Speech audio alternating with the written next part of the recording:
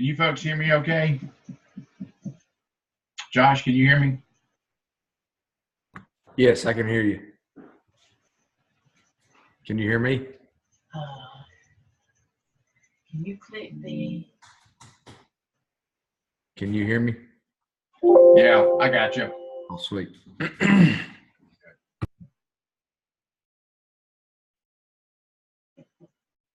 unmute everybody. Click on the microphone, see if that happens.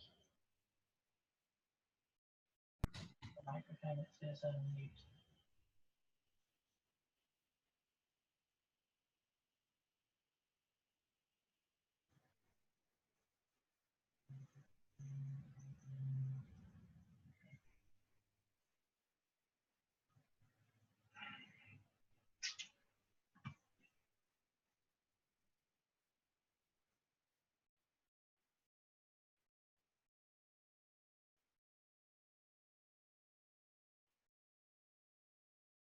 See their little microphones over there? Mhm. If you, when you click, that little blue thing comes up. What does it say? Okay, they've got to do it on their end. Okay. But I think they can hear you. They just can't speak to you till they unmute. So if you're ready to get started, just remember to go to those three dots to record. When you get ready to start recording. I've already started recording. Then you better get started with class. Okay. Folks, can y'all hear me okay? All right, I see Josh is okay. Shay, you hear me? Okay. Folks, I did not know last week we have a 40-minute window. I don't have the graciousness of having an executive account. I guess they just give that to the important people. But what I want to do is I want to go over basically review Artifact 2, Task 1 and 2. I'm going to do a review on Task 1. Then I want to break it down, Task 2, about where we are. Now, before I get started, let me go over a couple of things. I have read 5 or 6 different papers at this point in time, and I'm running some of the same concerns I have. So let me share with you, and this is being recorded, so those who aren't here tonight, I hope we'll follow up with this. But some of the things I'm seeing in your paper so far is very small, trivial stuff. Like, for example, you forget to number your pages, and you remember to number your pages in the right-hand corner. When you get into your lit review, folks, what's happening is we're forgetting to incorporate the 5 subheadings, what we call best practices. And it's going to be a good idea if you take those subheadings. It doesn't matter which order you put them in, but use those subheadings to develop your narrative. Use that to help guide you, okay? The other thing is your citation components. I cannot emphasize enough, I know this is going to look backwards to you, and I apologize, but this is a publication manual for the APA style. I think it cost me $18. You really need to invest in this, and you can pick it up anywhere. But it's going to be very useful for you to have this for future reference, especially if you continue on past your master's program. The other thing I'm talking about is your reference page. It's a separate page altogether. You don't add it to the other component. It's a separate page altogether, and it's 12-point font. It's indented 5 spaces. If you incorporate a book, then you just highlight the title of the book. If you do an article, it should be in italics. So articles are in italics, books are just normal 12-point font Roman style. So those are some of the things I'm running into. So kind of keep that in mind as you begin to put together your papers. Now, I want to go over some of the components here. Let me go see here. All right, if you have issues, let me know. But can anybody see this? Josh, can you see this? I'm going to, okay, good. All right, basically this is your task one review. The first thing you do, you talk about your school and your community. Folks, many of you are doing your school, but you're not adding in your community. Now, you know, it's not an issue that's really of concern, but I want you to, because you're going to get into this later on, the same component, because you're going to be using this piece over and over again as we get into the other task. So I want to make sure that you put in your school and your community as well. I want you to weave those two things together. I want you to talk about your school, which all of you have done a really good job on. Then you need to bring in the elements of your community with that. Talk about your demographics of your community, because the two really go hand in hand. Research shows that a strong community support in the school, helps that school become very successful. It's a resource that a lot of people don't incorporate, and you really need to lean on your community, because that's a great resource for you folks.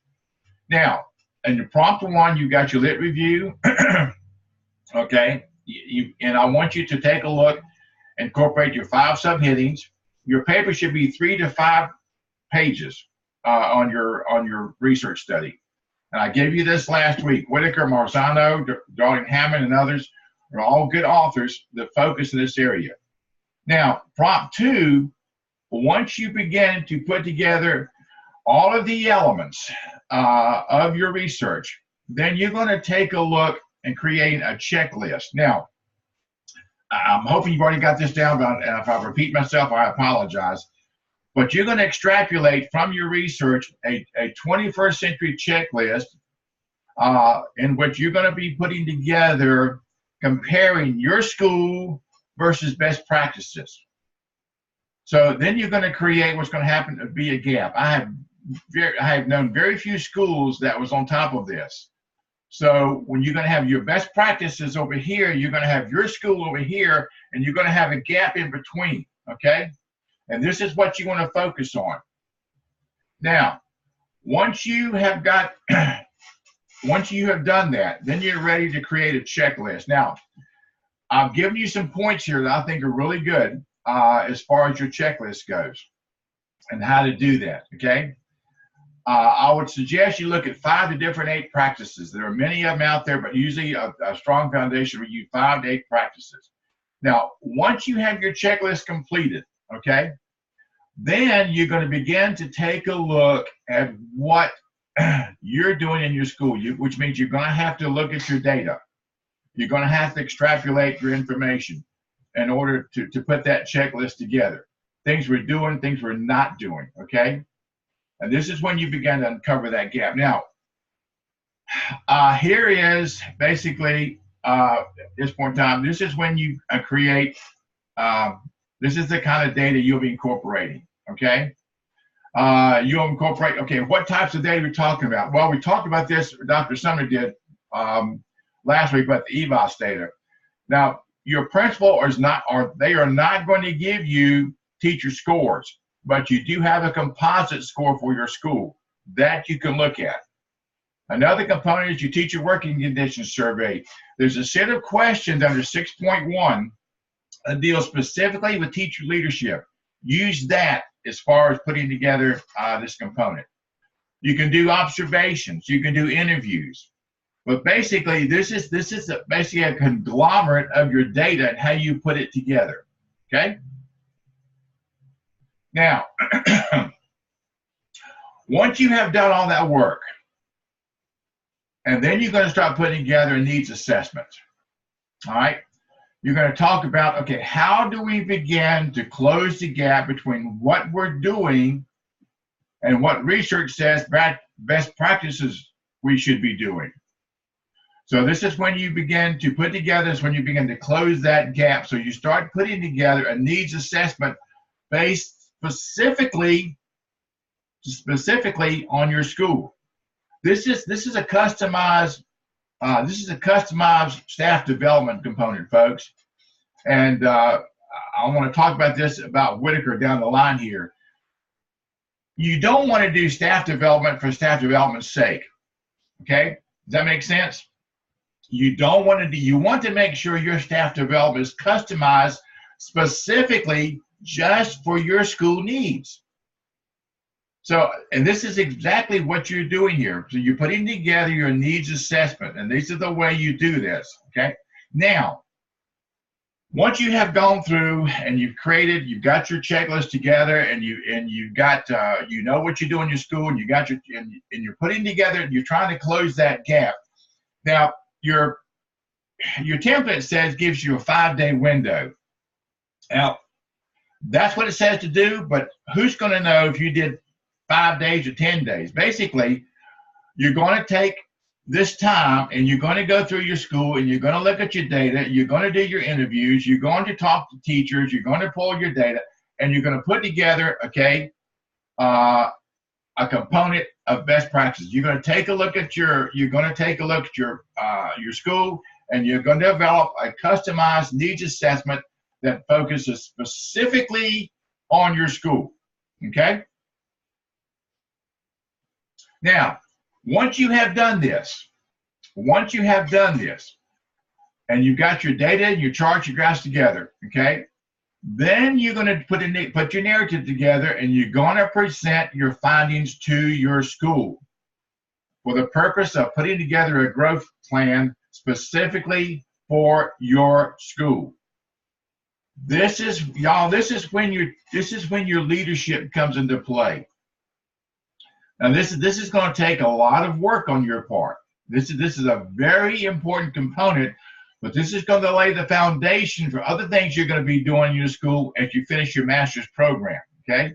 But you're going to build a growth plan based upon all of this information, and you're going to sit down with your leadership teams, and you're going to put together this presentation.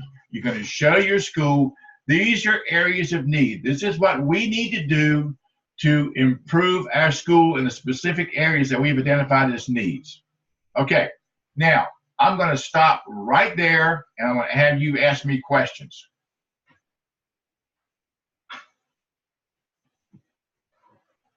We have no questions?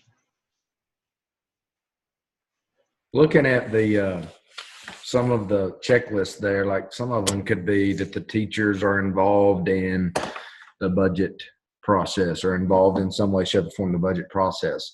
Hypothetically, we go through our checklist, and that might be the only item that we're not hitting on. And this is all hypothetical. I haven't went through it yet.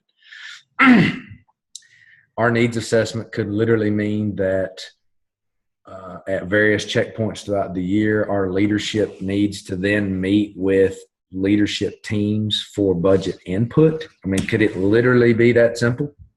Josh, it could be. Now, here's the point I want to make. You don't want to do work for work's sake. If you're only concerned, once you do your analysis, I've never done this to happen, Josh, okay? But once you put together all your data and all your information, and you put together your graphs and your charts, and you come up with a growth plan, and it says, okay, we need to focus on budgeting, well, that's only one item. And if that's it, that's all you do. You don't need to focus on other areas that aren't pertinent, that's going to lead to your school growth. You with me? So if that hypothetical situation comes out and your school says, look, we're doing great in everything. Our scores are up, math scores are up, reading scores are up. This was not an issue. We got great school morale, but we have an issues with where we're spending our money. Then that's what you focus on.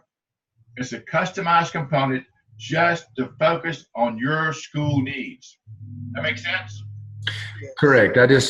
With regards to a couple of the checklist templates, not all of them address things like discipline behaviors or anything like that. I mean, some of them were just on, the way I see it, kind of staff involvement.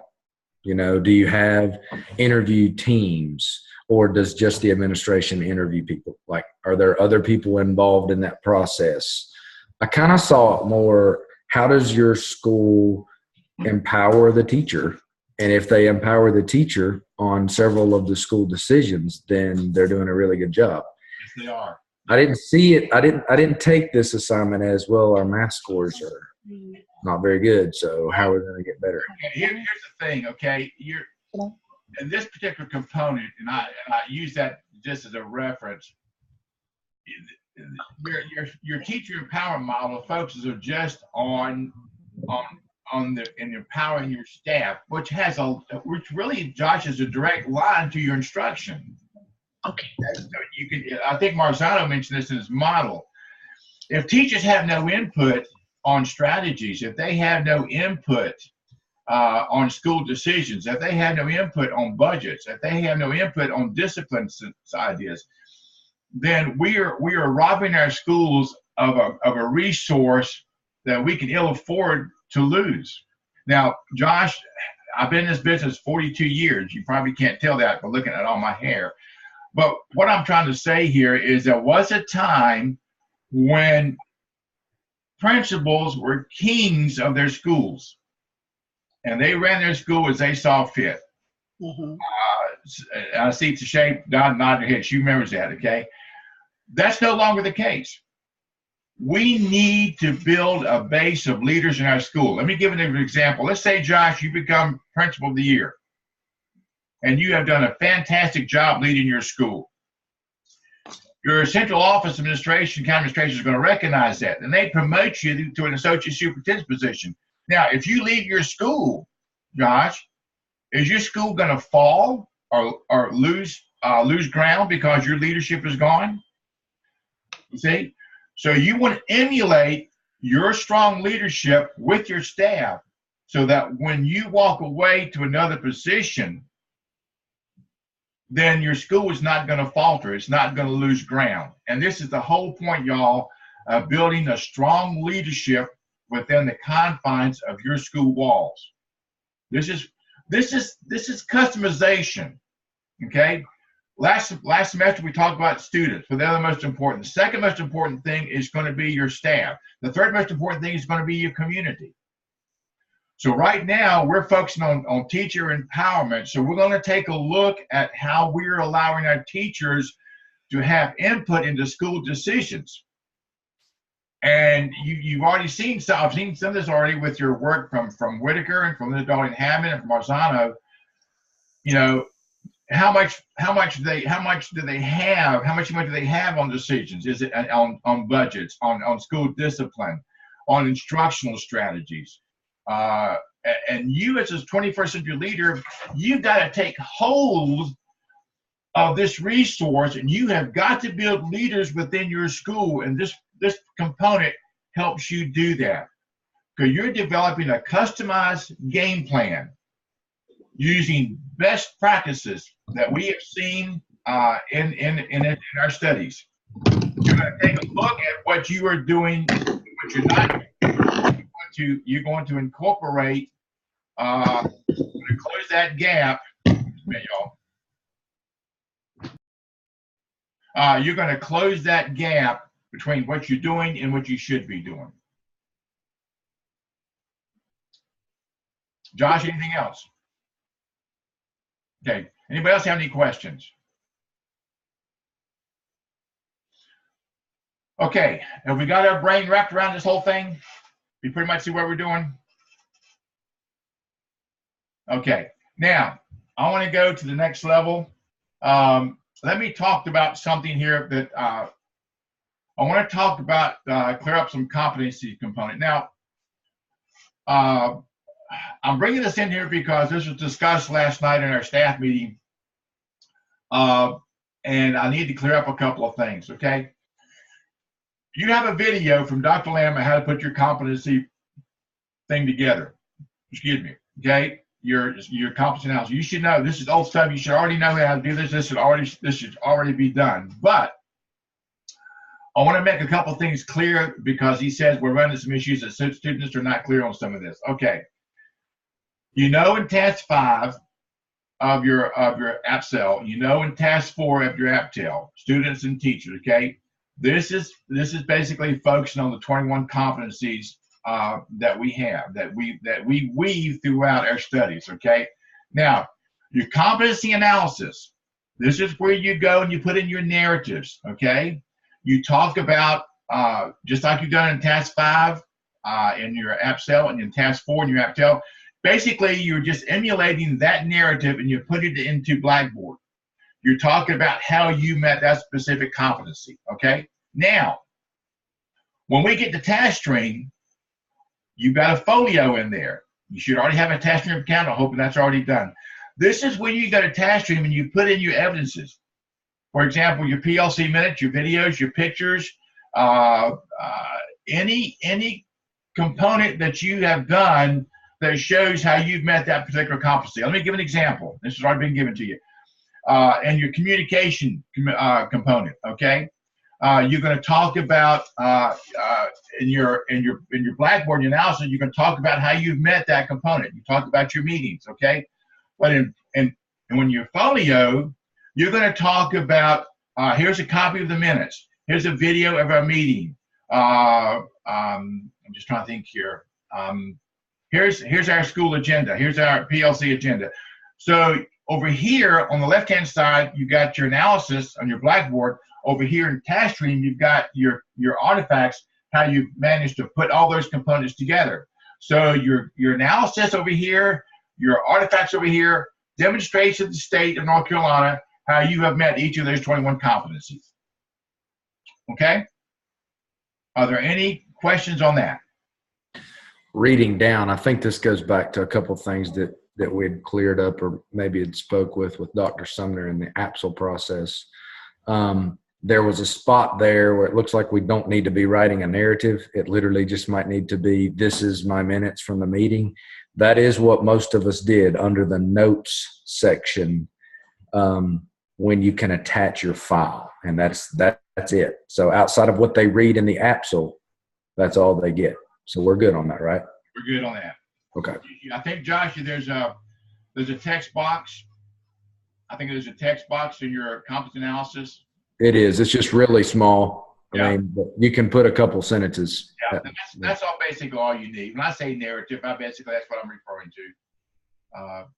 Sometimes people like to write a lot. Basically all you're trying to show is how you've met that particular competency. Okay. Anybody else? Really? Okay. All right. Now, I want to talk about Whitaker a minute. One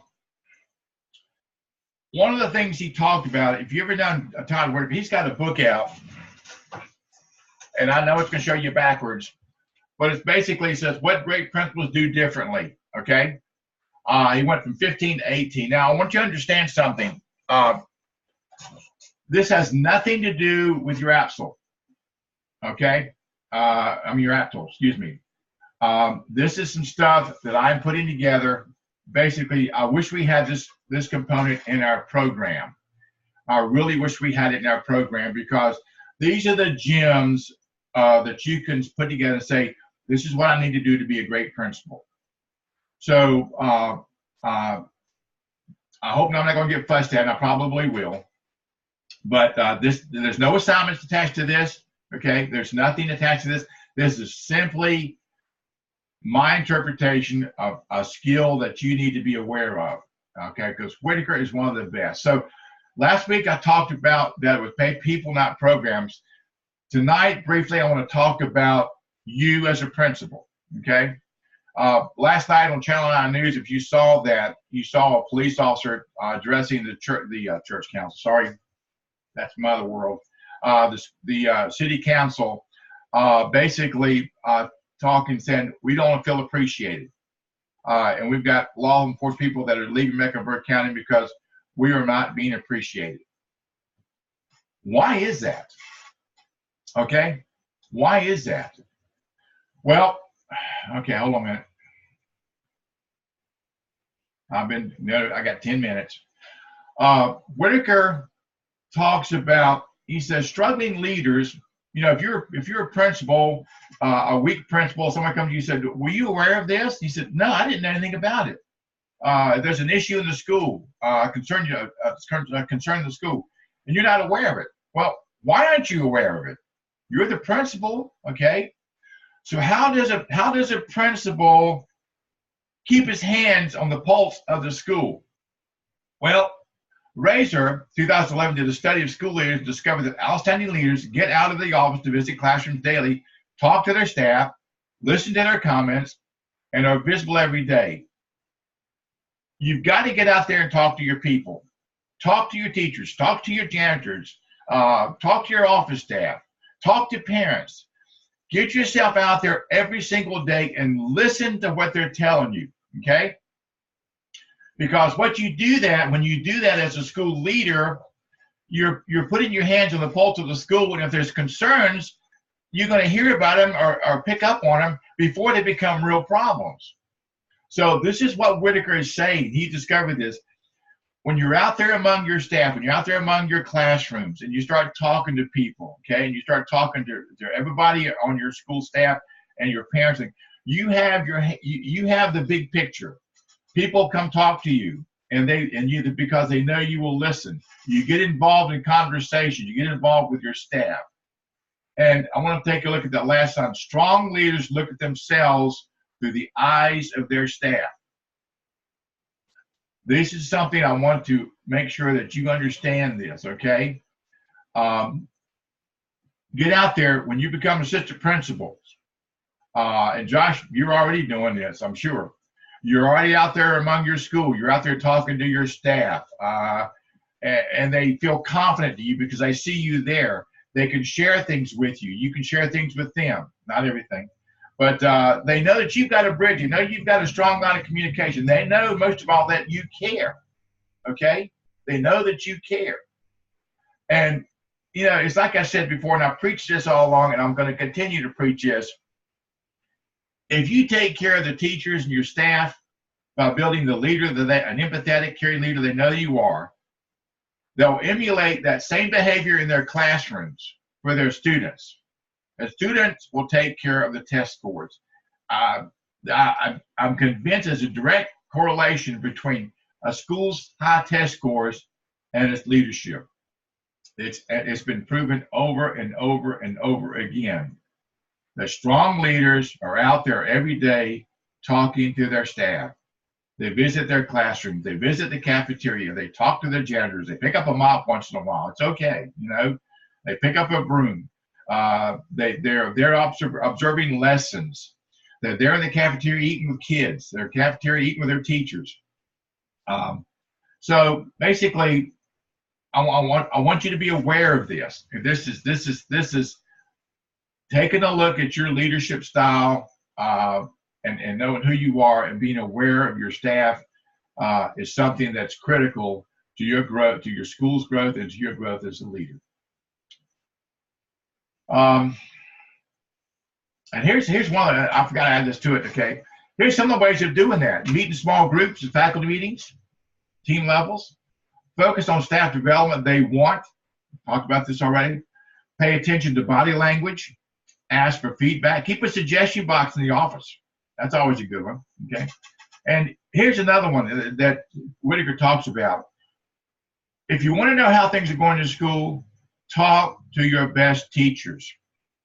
Open that line of communication to your best teachers. Listen to them, okay? Because if your teachers are guiding the school, Whitaker talks about that if you get your best, if you had a school and you had nothing but the best teachers in the county, there's no doubt in my mind, and yours either, that the school would definitely succeed, okay? So you want to make sure you're going to talk to your best teachers. Now, you're going to get some of those lazy teachers. You're going to get some of those teachers that grumble all the time. I'm sure we've never done that as a profession, only by choke on that one. But basically, you want to keep your hands on the pulse of your schools, of your best teachers. Talk to them, okay? They're going to be your lighthouse for school growth. And I think that is it, okay? One more thing here, and I'm wrapping things up here. Folks, the most valuable gift you give to your staff is self-confidence. Build up their teaching skills.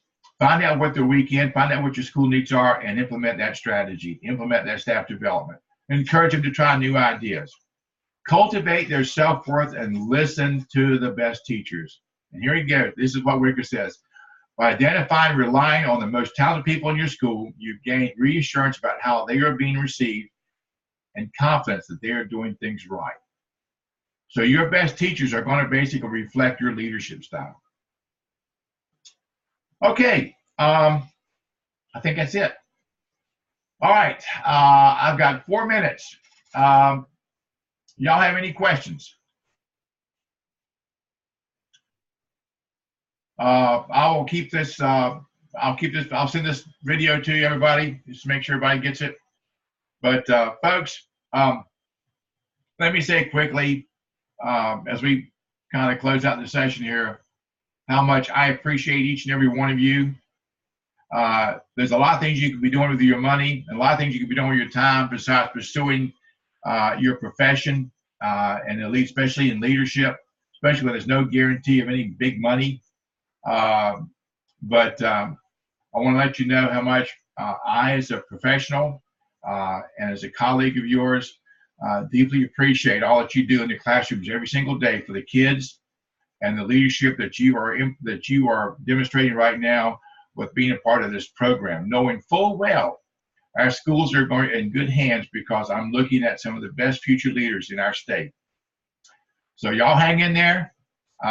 Keep me in the loop how things are going. If I can help out in any way, please do not hesitate. Any final questions before you wrap things up here? All right, everybody. Dr. Sumner will be back next week, and I wish you well. Keep me in the loop. Call me, email me. I'm here. And let me know what I can do to help you continue to be successful in your program. Other than that, I wish you well. Good night, everybody.